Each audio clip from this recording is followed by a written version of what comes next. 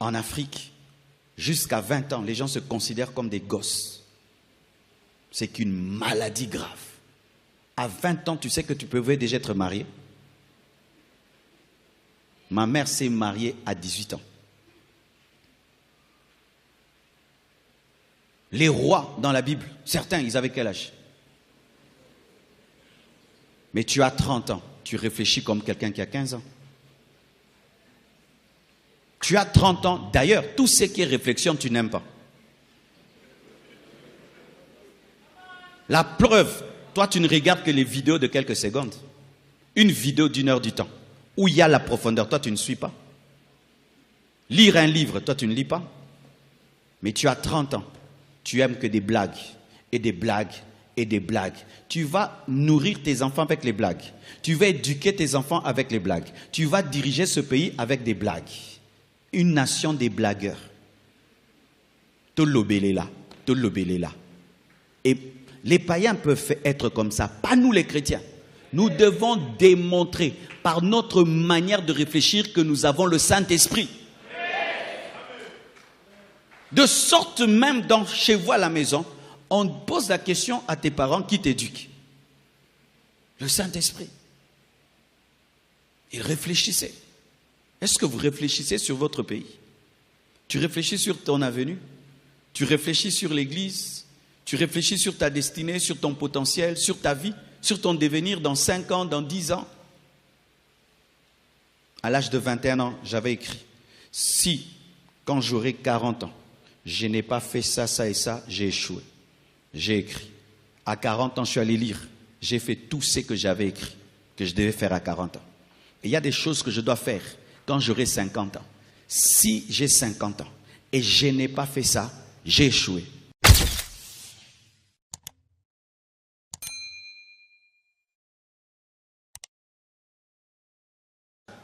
Néhémie 12, verset 13 toujours.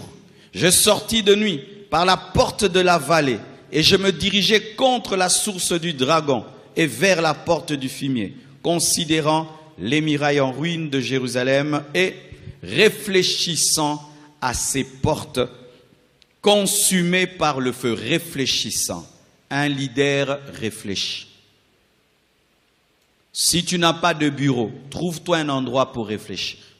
Mes frères, vous ne serez jamais des grands hommes si vous ne réfléchissez pas. Aujourd'hui, les gens ne réfléchissent plus beaucoup. Nos cerveaux sont captivés par les écrans. Nos cerveaux sont captivés par les blagues de TikTok, les blagues à gauche, à droite, des nouvelles, plein de nouvelles. Tu te réveilles là, si tu n'as pas le contrôle de ton téléphone, tu auras même 1000 nouvelles qui n'ont rien à voir avec ta vie. Et ce qui fait aucune concentration sur ta vie. Combien d'heures tu passes en train de réfléchir sur ta vie? Car si tu ne peux pas réfléchir sur ta vie, comment tu vas réfléchir sur la mienne? Alléluia. Mes frères, chers Congolais, dans l'avion, on n'est pas tout le temps en train de danser, de rire, de blaguer. Non, un tel peuple ne se développe jamais. Vous n'allez pas réfléchir pour comprendre votre pays, comprendre votre histoire, comprendre votre futur et réfléchir. Réfléchir sur l'avenir de vos enfants. Les enfants que vous aurez vont vivre dans quel genre de monde? Si on est en train de vendre les terres et tout le reste, vos enfants et les enfants de vos enfants, est-ce que vous prenez le temps de réfléchir sur de telles choses? Mes enfants vont vivre où? Dans ce pays? Et s'ils doivent vivre dans ce pays, comment doit être ce pays? Est-ce que vous y pensez? Nous envoyons des vidéos de blagues, on s'envoie des vidéos de blagues, on rigole, on rigole, on rigole. La journée passe, tu n'as même pas réfléchi sur ta vie. Tu n'as même pas réfléchi sur comment tu vas lancer ta vie. Tu n'as même pas un plan écrit de comment tu peux lancer ta vie. Tu n'as même pas eu le temps de réfléchir et d'écrire, je vais commencer ici et je vais aller là, et puis là, et puis là, et puis là. Non. On se réveille, on rigole, on blague, on parle des autres, on dort. Et quand tu as les moyens, Si tu n'as pas une chaise et une table devant laquelle tu réfléchis, tu écris, tu es un aventurier. Je te dis la vérité. Tous les hommes intelligents ont une table et une chaise pour réfléchir. Tous les hommes intelligents ont un endroit où ils vont méditer. Et ceux qui n'ont pas les moyens vont en forêt, ils vont dans un jardin, ils vont dans un endroit pour réfléchir. Être dans un endroit où il n'y a pas de bruit, où tu réfléchis. J'habitais un quartier, mes frères. Le voisin à gauche, il met la musique. L'autre là, c'est une église. Devant là, du bruit. Je prenais mes cahiers. Je quitte mon quartier. Je vais dans une église là, parce qu'il y a le calme. Je vais étudier. Je rentre le soir chez nous, parce que je dois réussir. Et je refuse de ressembler à mon quartier. Et je refuse de ressembler à la médiocrité de mon quartier. Ce n'est pas parce que tu es entouré des distraits que tu dois être distrait. Ce n'est pas parce que tu es entouré de médiocres que tu dois être médiocre. Ce n'est pas parce que dans ton voisinage, personne ne voit plus loin que son nez, que toi tu dois faire comme eux. Alléluia. Il réfléchissait. Il réfléchissait sur comment il va rebâtir. Comment je vais rebâtir? Avec la pierre? Avec du bois? Avec quoi? Qui va m'aider? Qui va m'aider? Où est-ce que j'aurai l'argent? Où j'aurai les moyens? Mais comment je vais faire? La nuit, le jour? Pendant que tu réfléchis sur les choses, c'est alors que l'Esprit de Dieu te révèle comment tu feras pour sortir de la situation. Est-ce que je peux vous dire quelque chose? Nous prions beaucoup, nous réfléchissons peu. Est-ce que je peux vous dire encore quelque chose? Que le parler en langue ne te rende pas bête. Parce que la Bible dit que lorsque nous parlons en langue, qu'est-ce qui se passe? L'intelligence est stérile. Oh. Ah oui. Quand tu parles en langue, ton intelligence est stérile. Quand tu parles en langue, tu n'apprends pas le français. Quand tu parles en langue, tu n'apprends pas à retenir les versets. Quand tu parles en langue, tu ne réfléchis pas. Il faut avoir le temps de parler en langue et le temps de parler en français et de réfléchir en lingala ou en français, mais de réfléchir. Parce que lorsque tu vas prêcher, tu ne vas pas prêcher en langue. Lorsque tu vas gouverner, tu ne vas pas gouverner en langue. Maintenant, si toi tu pries en langue et tu ne réfléchis pas, tu auras une grande spiritualité, mais tu n'auras pas l'intelligence de ce monde. C'est la vérité, mes frères. Frères et sœurs, réfléchissez-vous. Oh, je dirigerai le Congo. Nous dirigerons le Congo. Tu ne réfléchis pas. Comment tu vas diriger un pays qui est comme un continent? Comment tu vas diriger? Mais tu vas tomber malade. Sachez ceci, que réfléchir, c'est comme la musculation. Un cerveau qui ne réfléchit pas, c'est comme les muscles qui ne transportent pas du poids. Et tu vois, quelqu'un qui transporte tout le temps du poids, tu lui donnes 50 kilos, il soulève. Et un cerveau qui réfléchit beaucoup, tu lui donnes des cas et des problèmes, il réfléchit, il trouve les solutions. Mais un cerveau qui ne réfléchit pas, quand on te donne le problème, tu es fatigué, mais tu n'as rien fait. Pourquoi? Ah oui, mes frères, vous passez combien de temps en train de réfléchir? Je ne parle pas en train de vous soucier. Je ne parle pas en train de vous inquiéter, en train de réfléchir sur les problèmes et leurs solutions de manière pratique. Et où écris-tu tes réflexions? Où écris-tu tes réflexions? Certains appellent leurs réflexions des mémoires. C'est-à-dire, ils meurent, vous prenez ces livres où ils réfléchissaient, vous en sortez des bouquins. Tellement que sa réflexion est profonde. Et une chose que j'aimerais vous dire, mes frères. En Afrique, jusqu'à 20 ans, les gens se considèrent comme des gosses. C'est qu'une maladie grave. À 20 ans, tu sais que tu pouvais déjà être marié. Ma mère s'est mariée à 18 ans. Les rois dans la Bible, certains, ils avaient quel âge? Mais tu as 30 ans, tu réfléchis comme quelqu'un qui a 15 ans. Tu as 30 ans, d'ailleurs, tout ce qui est réflexion, tu n'aimes pas. La preuve, toi tu ne regardes que les vidéos de quelques secondes. Une vidéo d'1 heure du temps, où il y a la profondeur, toi tu ne suis pas. Lire un livre, toi tu ne lis pas. Mais tu as 30 ans. Tu aimes que des blagues et des blagues et des blagues. Tu vas nourrir tes enfants avec les blagues. Tu vas éduquer tes enfants avec les blagues. Tu vas diriger ce pays avec des blagues. Une nation des blagueurs. Tolobéléla. Et les païens peuvent être comme ça, pas nous les chrétiens. Nous devons démontrer par notre manière de réfléchir que nous avons le Saint-Esprit. De sorte même chez vous à la maison, on pose la question à tes parents qui t'éduquent. Le Saint-Esprit. Et réfléchissez. Est-ce que vous réfléchissez sur votre pays? Tu réfléchis sur ton avenir? Tu réfléchis sur l'église? Tu réfléchis sur ta destinée, sur ton potentiel, sur ta vie, sur ton devenir dans 5 ans, dans 10 ans? À l'âge de 21 ans, j'avais écrit, si, quand j'aurai 40 ans, je n'ai pas fait ça, ça et ça, j'ai échoué. J'ai écrit. À 40 ans, je suis allé lire. J'ai fait tout ce que j'avais écrit, que je devais faire à 40 ans. Et il y a des choses que je dois faire quand j'aurai 50 ans. Si j'ai 50 ans et je n'ai pas fait ça, j'ai échoué. J'ai échoué. D'ailleurs, moi, quand j'aurai 50 ans, j'irai en retraite. Je dois aller réfléchir. Un demi-siècle sur la terre, qu'est-ce que j'ai fait? Vous vous glorifiez de vos âges. Est-ce que ton âge équivaut à tes réalisations? Oh, je suis grand, respectez-moi, respectez-moi. On te respecte pour l'âge, mais pour tes réalisations, est-ce qu'on peut te respecter? Même un serpent, lorsqu'il marche sur la terre, il laisse des traces. Mais toi, sans traces. Tu vas mourir, c'est comme si tu n'as jamais vécu. Oh, est-ce que c'est faux? Tu as inventé un vélo, une moto, une aiguille, un peigne, papier hygiénique. Mais oui, non? Nous rions, mais c'est grave. Tu n'as même pas fait un papier hygiénique. Tu es passé sur cette terre. Tu n'as même pas fait une aiguille. Tu n'as même pas fait un livre, écrit un livre. Même un bic. Tu as fait un bic dans ta vie. Tu as créé quoi? Et tu es en train de créer quoi? Quand tu mourras, ce monde se souviendra de toi. Sur base de quoi?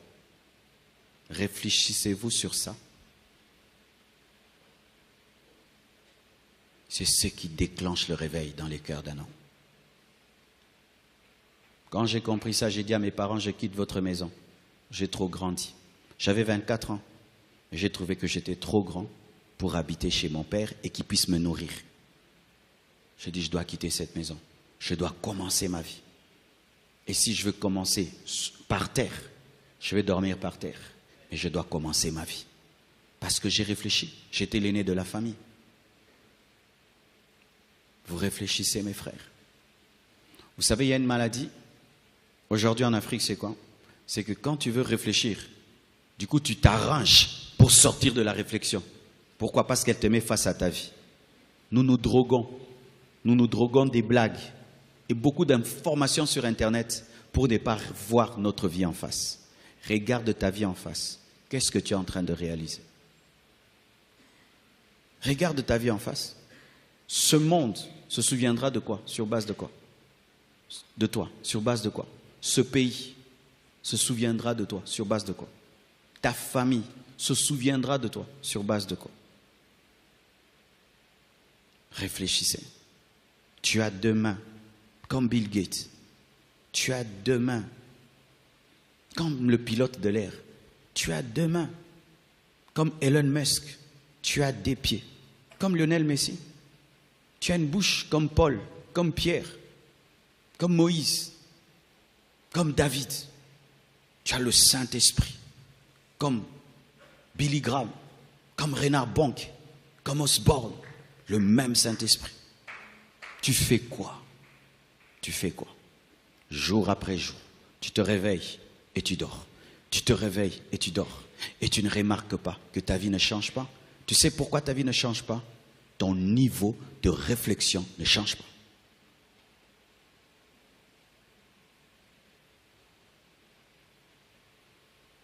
N'ayez pas peur de réfléchir. Même si réfléchir fait mal. Parce que réfléchir te permet de voir ce que les autres ne voient pas. Ça te permet de voir ce que ceux qui sont distraits ne voient pas. Et beaucoup de gens n'aiment pas ça. Alors que c'est dans la différence qu'il y a la percée. Si mon cerveau et mon esprit commencent à comprendre des choses que tout le monde ne comprend pas, déjà, c'est un pas pour être différent et pour influencer les autres. Prenez le temps de prier, de lire la Bible, mais de réfléchir. De réfléchir. On te dit, tu fais quoi? Tu pries? Non. Tu lis la Bible? Non. Tu as des soucis? Non. Je réfléchis. Je réfléchis. Devenir chrétien, ce n'est pas l'enlèvement du cerveau. Le Saint-Esprit ne vient pas désactiver la réflexion en nous. Le Saint-Esprit ne vient pas faire ça. Sans cela, mes frères, nous allons dire amen. Des églises partout, des églises, le pays ne va pas se développer. L'Afrique ne va pas se développer parce que vous n'êtes qu'en mode prier, prier et prier, mais pas réfléchir. Comment toute cette saleté qui est là, je peux la changer en argent? Comment tous ces problèmes qu'il y a dans ce pays, je peux les changer en opportunités d'affaires? Si moi je dirigeais ce pays, qu'est-ce que je ferais et qu'est-ce que je ne ferais pas? Ce n'est pas un péché de réfléchir comme ça. Réfléchir. Je gagne autant, je dépense comme autant. Comment je peux faire pour réduire mes dépenses? Mes frères et sœurs, on m'avait offert une Jeep. Et je l'aimais bien. Et puis je me rendais compte qu'à la fin du mois, je n'avais pas de l'argent. Et puis on s'est assis avec ma femme, on a réfléchi. La Jeep nous coûtait $20 par jour. $600 par mois. Et en ce temps-là, je ne sais pas si je gagnais combien. Tout mon argent, 3/4, allait dans la Jeep. On a réfléchi, on a décidé quoi? On l'a vendue. Je m'en fous de rouler avec une belle voiture. Il faut que j'ai de l'épargne parce que j'ai des enfants. Et j'ai vendu, j'ai acheté une voiture qui ne me coûtait pas cher. Et ainsi, j'ai commencé à épargner, réfléchir.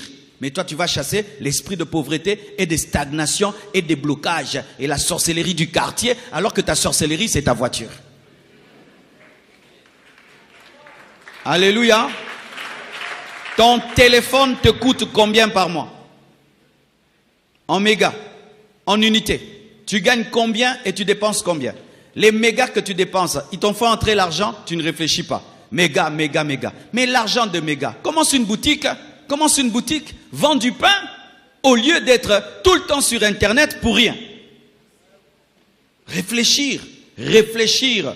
Entre une chaussure de $100 et des chaussures de $100, avec mon niveau de vie, qu'est-ce que je dois acheter? J'achète des chaussures de $10, j'investis les $90 et j'achèterai demain des chaussures même de $300 que de paraître riche alors que tu es pauvre. Réfléchir. Mes frères et sœurs, si vous ne faites pas ainsi, lorsque j'ai eu mes premiers $1000 de ma vie, mes premiers $1000 à moi-même qu'on m'a donné, j'ai quitté mes parents. Mais il y a des jeunes ici, vous avez des $1000, vous êtes toujours chez vos parents. Moi, quand j'ai eu mes premiers $1000, tu vois, je me suis préparé toute ma vie à quitter mes parents. Quand j'ai eu la passe, j'ai marqué, je suis sorti. Jusqu'à aujourd'hui, je ne suis jamais rentré. Mais toi, chez vous, $1000, $2000, $1000, $2000, et tu es toujours là en train de tourner dans la cuisine de tes parents. Certains, l'argent que tu as eu, ils ont déjà une maison. Mais toi, l'argent que tu as eu, tu as fait des fêtes. Parce que tu ne réfléchis pas. Un jour, un homme de Dieu est venu ici. C'est quand j'ai acheté ma première parcelle. Il a dit, le pasteur Marceau est trop fatigué, il a trop prêché. Nous allons l'envoyer en vacances. L'église, par prix de compassion, m'a donné $8000. J'ai dit, Blanche, allez en vacances, 8000. Est-ce que tout le monde a en haut? On est allé à Maluku là-bas. On a acheté 4 parcelles de $2000, $2000. Il y a de cela 20 ans ou je ne sais pas combien, 15 ans ou 16 ans, j'ai oublié même. Mais aujourd'hui, ces parcelles-là coûtent combien? Fois 10. Mais toi, tu serais allé à Dubaï. Et tu allais nous envoyer des photos pour qu'on soit jaloux de toi. Maintenant, être jaloux de toi, ça te donne l'argent. On est maintenant jaloux de toi. Après, tu as l'argent quand on est jaloux de toi. Parce que maintenant, nous vivons pour rendre les gens jaloux.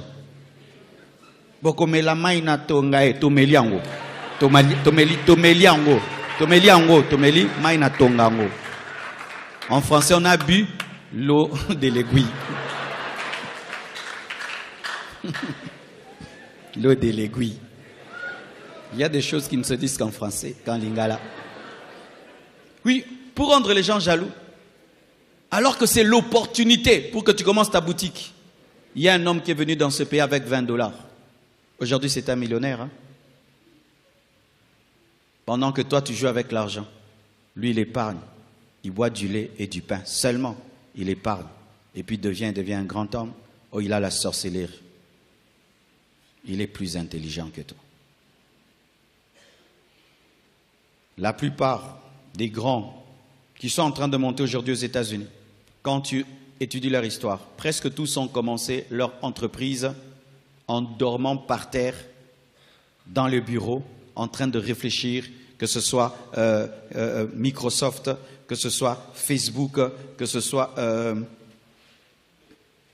Google, des jeunes qui bossaient la nuit, qui réfléchissaient. Mais non, on ne réfléchit pas. Les Africains ne réfléchissent pas. On ne réfléchit pas. On aime causer. On se retrouve, on cause au part. Et puis on a faim. Mais oui. Mais vraiment, j'aimerais vous poser la question. Est-ce que vous vous rencontrez pour réfléchir? Ou tu te dis, toi tu gagnes combien par mois? 1000. Moi 2000. Est-ce qu'on ne peut pas faire une entreprise? Vous pensez, vous ne causez pas de telles causeries, vous ne proposez pas. Le pasteur Marcelo et tel pasteur et tel pasteur. Après, vous avez faim. Mais oui. Pourquoi vous ne pouvez pas vous asseoir, réfléchir pour faire des entreprises? Pourquoi vous ne pouvez pas vous asseoir, réfléchir pour développer votre pays? Pourquoi vous ne pouvez pas avoir des conversations qui vous donnent des mots de tête, pas de soucis, mais d'intelligence? On se rassemble pour être bêtes, au lieu pour être intelligents. Et nous aimons bien ces amis-là qui viennent nous distraire. Quand ils viennent là, on ne se détend que quand on était concentré. Mais si toi tu te détends, même sans concentration, tu es distrait. Je suis en train de vous dire ce que moi je fais dans ma vie. Je suis en train de vous dire ce que je fais dans ma vie. Car si, frère, tu ne maximises pas le cerveau que Dieu t'a donné, alors tu as une boîte vide. Si tu ne maximises pas ce qui est là-dedans, alors toi tu n'as qu'un visage. Là-bas, rien ne marche. Qu'on te prenne ça qu'on nous donne. Mais oui. Quelle est la dernière fois, mon frère, que tu as vraiment réfléchi et tu as senti que ton cerveau a travaillé? Quelle est la dernière fois où tu as réfléchi des choses qui développent pour toi, pour ta famille, pour ta nation, pour ton église? Quelle est la dernière fois?